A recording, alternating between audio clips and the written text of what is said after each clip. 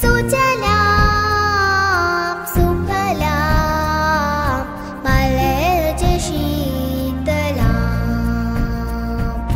शस्य श्यामला मातरम।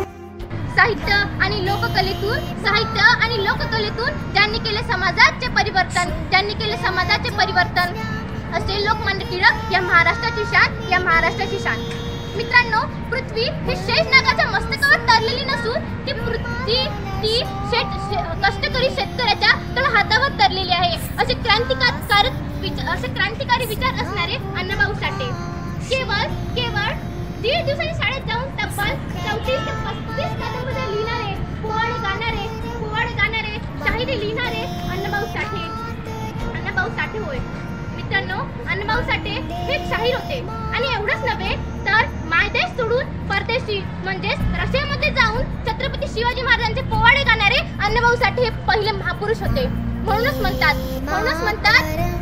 म्हणतात की अमृताचे पान आहे अण्णाभाऊ साठेंची लेखनी या महाराष्ट्राची शान आहे। आजादी के घोर युद्ध में बने थे एक अविचल सेनानी अन्याय अत्याचार से लड़े वो